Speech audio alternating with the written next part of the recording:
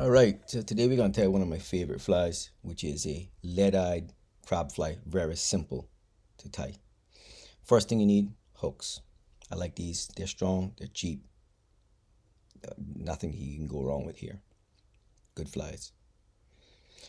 The next thing you need is, you need some lead eyes, and I like these. Don't make them too big because you need space between the point of the hook and the eye to hook a fish. Next thing you need is some pink thread. I like gotcha pink, but you could use blue. You could use orange, rubber legs. So you could get these. These come from a spinner bait, or you could spend a lot of money and buy some really cool ones with blue on them or whatever.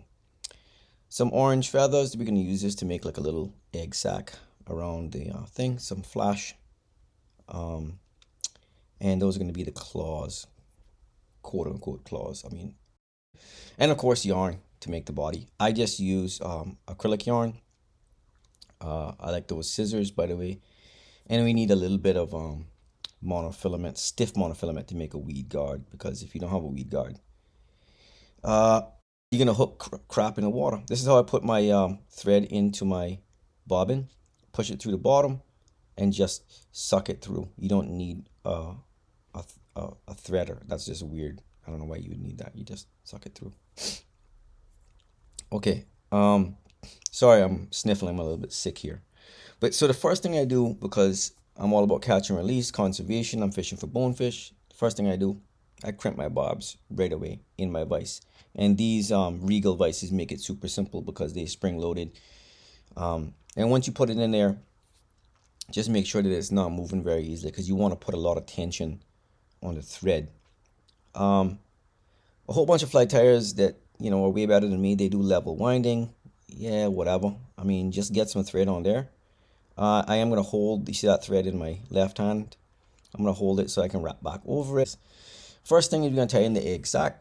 So just peel a few of that whatever that fluffy under feather. I don't know, down. It's not down. I don't know what it is.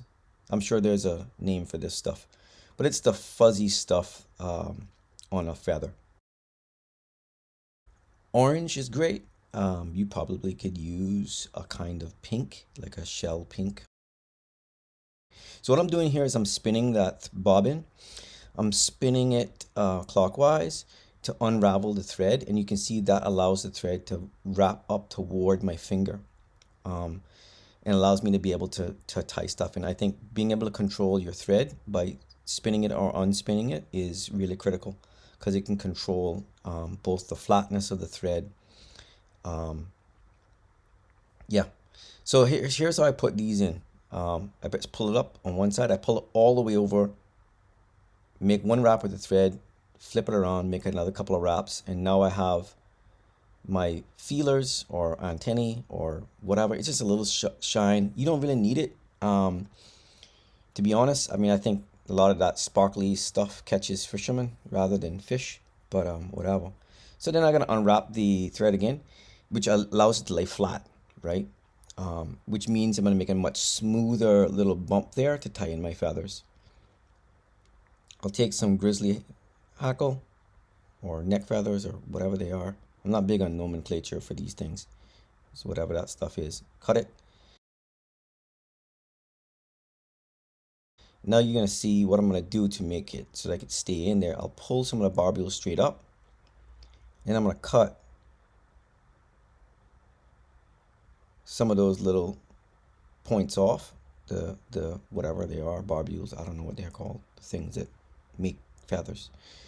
And then now we're gonna put one on either side of the bend of the hook. A lot of this kind of fly tying that you see online is weird, because you're kind of looking down as the tire, but you get this straight on view with the camera.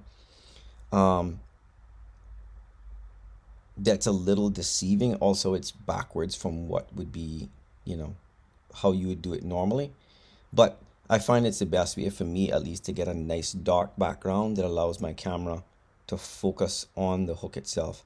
So you can see as I turn that there, everything that's on the bend of the hook is splayed out. And now I'm going to tie on my yarn on the underside of the hook toward the point. That's because this fly is going to ride hook point up. We want this fuzzy body to be on the top in case this yarn has any buoyancy at all. It'll help offset the lead eyes so that the fly is more likely to ride hook point up as soon as it hits the water. I'm not cutting the yarn to shape, and I'm leaving spaces between each yarn wrap that I put in, or yarn strand that I put in.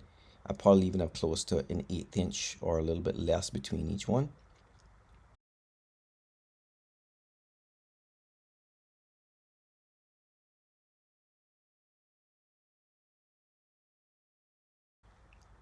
Wrap it up again about an 1/8 inch, maybe about that far between wraps or between strands of yarn. You could tie in your lead eyes first. I guess, that'd be a way to do it, but then you got to wrap all the way back up. You got to wrap back down. It's just more time. There's no right or wrong way to any of this stuff. And again, remember, this is going to be in a bonefish mouth. So don't stress it. Again, this is for bonefish. Bonefish are out there counting rubber legs and eyeballs. I mean, they see it. If they're feeding and it looks like their food, they're gonna come over and munch it. That's just how bonefish are. They think that way. So those lead eyes are a little bit big. I mean, these are smalls. I think I'd probably prefer an extra small, or probably not a mini, but an extra small fly. But they'd be fine. They'd be fine. So this is my trick for getting eyes on really well. I put a bunch of wraps in one direction. You can see that the eyes are on at an angle. Now I'm going to use, it's hard to see, but I'm going to use my finger, push it back the other way. And now I'm going to wrap quite tight back. My finger is hiding, and I apologize for that. But I'm going to wrap back toward the hook eye on the other side. That's going to pull the fly eyes, those lead eyes, perpendicular at right angles to the hook shank, and tension the first bunch of thread, which is going to make it way tighter than I could have done by just wrapping the thread on tightly. So that's my trick. A lot of people do like figure 8 wraps, and they do all kinds of stuff. So I just keep making those wraps until those eyes are perpendicular, making sure that they're centered on that hook shank. If they're off to one side or the other, then the fly wants to ride sideways, which is no good, right? You don't want that.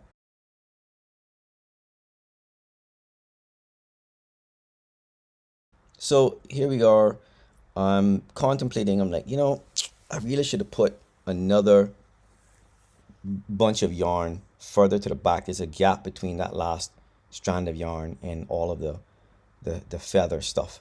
So I'm just gonna wrap back through, no big deal. Wrap back through those strands of yarn and get down to the back of the hook, to that bend. Not a big deal. And then add in another strand of yarn here. It's just gonna make it a little bit more bushy. I usually only use the 3 strands, but my spacing on this one was a little off. I'll be honest, it's been a long time since I tied these flies. I tend to tie in bunches, or batches, maybe a half dozen at a time. And if you know anything about bonefish flies, unless you're fishing every single day, you're not using a lot of flies. You could buy a dozen bonefish flies this year and have them again next year. There's not a lot of stuff on the flats to lose your flies on. You're not blind casting normally, so you're not losing a lot of flies to barracudas. There's not a lot of trees to lose your flies on. I mean, really, what kills your fly is the salt water itself, and of course, the bonefish mouth, the crushers in the back of their throat. If that fly gets down in there, it gets shredded up pretty good.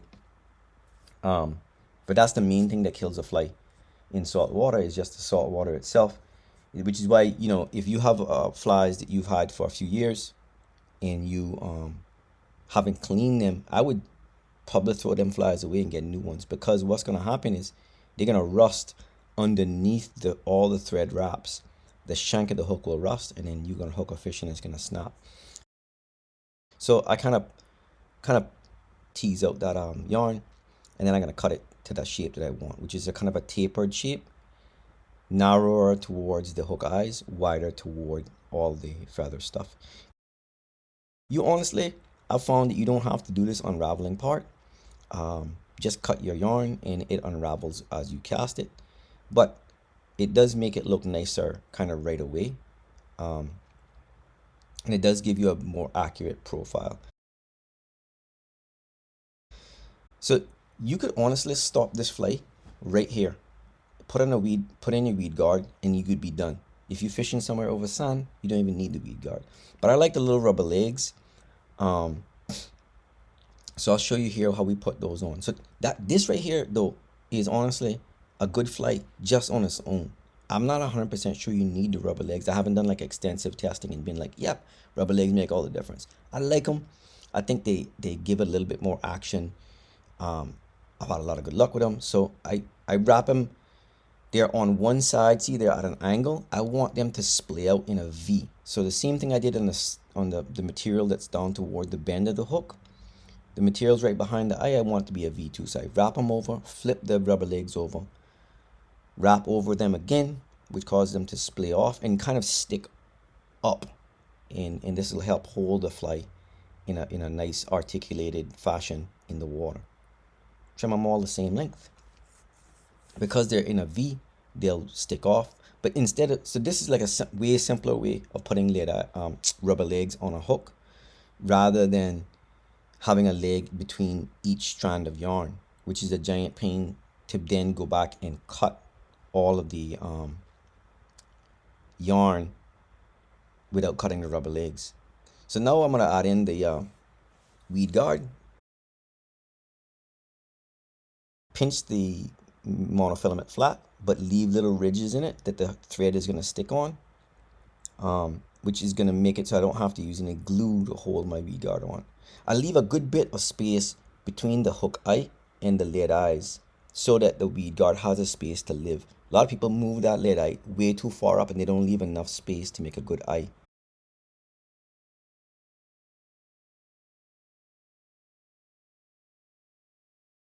Now pull that monofilament Weedguard back. Again, I'm going to unravel my thread.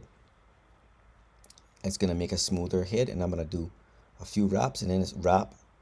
So one wrap behind and then one wrap in front of the monofilament. And you see what it does is holds it up. The wraps in front are kind of critical. Those are what lock it in place. And once you get it sticking up like that, that's all you got to do. And now we're going to finish it. Again, I'm going to unravel that thread, spinning it clockwise, make about 5 wraps. And because I've unraveled the thread, it lays flat. And I usually do this twice. Make sure it's locked in there. Thread's unraveled.